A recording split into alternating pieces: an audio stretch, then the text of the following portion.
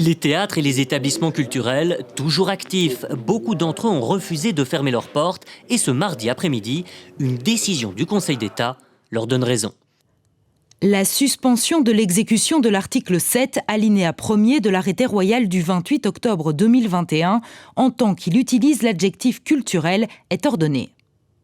Ça veut dire que l'ensemble des mesures qui étaient en vigueur jusqu'à l'adoption de l'arrêté du 23 décembre restent en vigueur et que l'ensemble des mesures de l'arrêté du 23 décembre restent en vigueur, sauf que l'article 4, donc, qui prévoyait la fermeture totale et complète des établissements, ne s'appliquera pas aux établissements culturels, théâtres, salles de spectacle, salles de concert. Autrement dit, l'on peut à nouveau aller légalement au théâtre et dans tous les autres lieux culturels, à l'exception des cinémas, à propos desquels subsiste encore une incertitude juridique, car ils sont compris dans une autre partie de l'arrêté royal, pas encore suspendue. Cependant, un autre recours au Conseil d'État, dont l'audience aura lieu vendredi, pourrait changer la donne, puisqu'il concerne là toutes les institutions culturelles dans leur ensemble. C'est un signal important que donne le Conseil d'État aujourd'hui.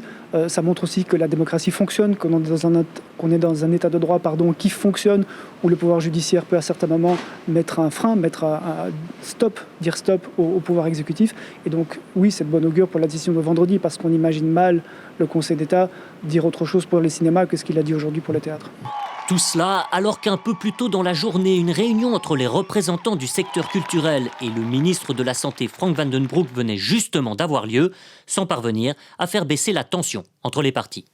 Il n'a pas accédé à nos demandes. Il a décidé d'imaginer un plan progressif de déconfinement, de revenir peut-être rapidement vers le Codeco avec une demande en ce qui concerne les publics assis, mais sans donner de date réelle et toujours en conditionnant à l'évolution de la situation sanitaire. Nous allons avoir une nouvelle réunion mardi prochain. Je veux alors avoir des propositions concrètes, non seulement à très court terme, mais vraiment un plan en étapes qui crée une réelle perspective pour l'avenir à moyen et long terme. C'est ce qui est peut-être le plus important. Une main tendue du ministre qui pourrait bien être refusée par le secteur maintenant qu'il a obtenu une première victoire juridique et qu'il en espère une seconde dans les jours qui viennent. On vous l'a dit dans le sujet précédent, c'est une plainte d'un producteur de spectacle qui aboutit aujourd'hui. Son spectacle, qui aurait été illégal il y a quelques heures, devient aujourd'hui tout à fait autorisé. Alors nous allons donc nous rendre au centre culturel d'Oderghem, là où justement doit se jouer la dite représentation. Bonsoir Rachel Crivet-Laro. Alors sur place, on vous dit quoi? Est-ce que c'est un vrai soulagement ou est-ce qu'au contraire il y a un peu de colère de ne pas avoir été entendu par celles et ceux qui doivent prendre les décisions, c'est-à-dire les membres du comité de concertation? Écoutez, ce soir, Sacha, c'est surtout un énorme soulagement et pour cause, tout est parti d'ici des producteurs qui vont monter le spectacle qui va donc effectivement commencer d'ici quelques minutes. Ce sont eux qui ont introduit un recours à un extrême urgence au Conseil d'État au lendemain du Codeco, un recours pour demander l'annulation de cette décision du Codeco de fermer les établissements culturels et quelques heures seulement avant le début théorique de la première représentation, le Conseil d'État leur a donné raison. Il suspend la décision du Codeco au motif que cette décision n'est pas proportionnée par rapport aux objectifs sanitaires recherchés. Donc ce soir, effectivement, c'est grand soulagement. Les premiers spectateurs vont arriver d'ici quelques minutes. Ils vont pouvoir assister à ce spectacle en toute légalité et dans le parfait respect des règles anti-Covid, CST, masque obligatoire et jauge pas plus de 200 personnes. C'est donc encore un peu Noël pour les producteurs. Écoutez. Ici, on est très soulagés. C'était une journée de folie avec l'audience devant le Conseil d'État ce matin et l'attente d'une décision pendant toute la journée. La troupe qui répète, parce que nous avions indiqué à tous nos spectateurs que les représentations étaient maintenues dans l'attente d'une décision du Conseil d'État. Et l'arrêt qui tombe à 5h30, donc moins de 3 heures avant la représentation. Et donc voilà, là maintenant on est soulagé et en même temps en plein dans le feu de l'événement et de l'actualité.